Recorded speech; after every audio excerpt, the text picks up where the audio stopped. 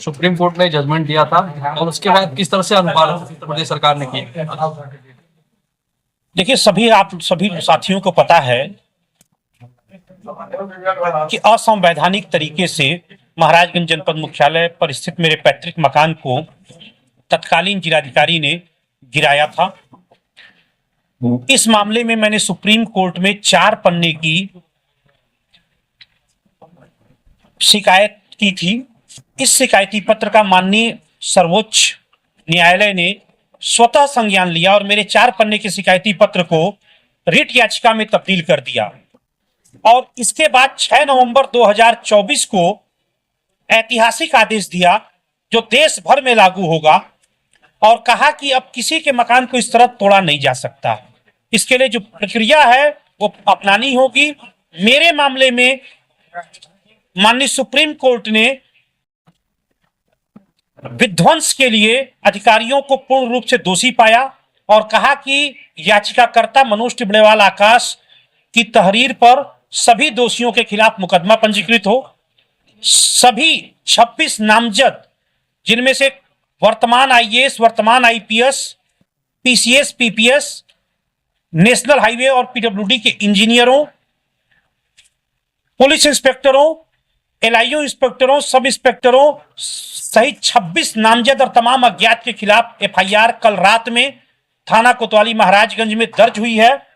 ये एफआईआर काफी संगीन धाराओं में है, जिसमें आजीवन कारावास है। एफआईआर संख्या 629/2024 महाराजगंज थाना कोतवाली में दर्ज हुई है, जिनमें धारा 147, 166, 167, 323, 504, 506, 427, 452, 352, 336, 355, 420, 467, 468, 471 तथा 120 बी में दर्ज हुई है।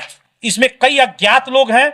सबसे महत्वपूर्ण बात यह है कि सुप्रीम कोर्ट ने कहा है कि इसकी विवेचना कोई जिला पुलिस नहीं करेगी बल्कि यूपी सीबीसीआईडी करेगी। मैं यहां बहुत साफ शब्दों में स्पष्ट तौर पे कहना चाहता हूं कि उत्तर प्रदेश की सीबीसीआईडी ने यदि अपने राज्य के साथी अफसरों को, आईएएस, आईपीएस, पीसीएस, पीपीएस इंस्पेक्टरों को बचाने का दुस्साहस किया विवेचना के दौरान, तो मैं इस मामले को माननीय सुप्रीम कोर्ट में दोबारा ले जाऊंगा और इसकी जांच सीबीआई से सुनिश्चित कराऊंगा। इसके अलावा माननीय सुप्रीम कोर्ट ने राज्य के मुख्य सचिव को आदेश दिया है कि समस्त दोषियों के खिलाफ कठोरतम विभागीय दंडात्मक कार्रवाई की जाए।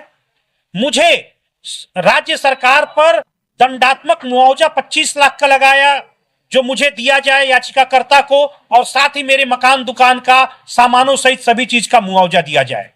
बंधुओं, यह लड़ाई मेरी अकेले की नहीं थी। हम 21वीं शताब्दी में जी रहे हैं। मेरे सामने सवाल था कि क्या आप अपने घर के अंदर बैठे हो और पुलिस वाले अचानक बिना परमिशन, बिना वारंट आए और बिना लिखित नोटिस के, बिना 1 मिनट का वक्त दिए अचानक आपके घर को सभी सामानों सहित बुलडोज करा दें, ध्वस्त करा दें। इसके खिलाफ मैंने लड़ाई लड़ी और इस लड़ाई मैं नहीं लड़ पाता यदि महाराजगंज से लेकर दिल्ली तक मेरे पत्रकार साथी, मेरे शुभचिंतक मित्र, राष्ट्रीय मानव अधिकार आयोग और सुप्रीम कोर्ट ने सच का साथ न दिया होता। और मैं आपको धन्यवाद देता हूं और आपको कहना चाहता हूं कि लड़ाई मेरी अकेले की नहीं थी, सभी की लड़ाई थी। और आज के बाद भविष्य में महाराजगंज जिले में किसी भी व्यक्ति का 1 इंच भी मकान दुकान बिना अधिग्रहण, बिना मुआवजे के मैं तोड़ने नहीं दूंगा। बहुत बहुत धन्यवाद। जो सुप्रीम कोर्ट ने आदेश दिया था वो 30 दिनों के भीतर एफआईआर दर्ज करने और मुआवजा देने की बात की, तो उसका कितना अनुपालन? जी, बहुत महत्वपूर्ण सवाल ये है कि 6 नवंबर को सुप्रीम कोर्ट ने आदेश दिया और 9 नवंबर को आदेश वेबसाइट पर अपलोड हुआ। 1 महीने बाद तक ये अफसर सिर्फ कागजी खानापूर्ति करते रहे। जब मैंने मेल किया कि अब मैं कंटेम्प्ट दाखिल करने जा रहा हूं सुप्रीम कोर्ट के आदेश की अवमानना की, तो आनन फानन में कल रात में महाराजगंज थाना कोतवाली में एफआईआर दर्ज हुई है।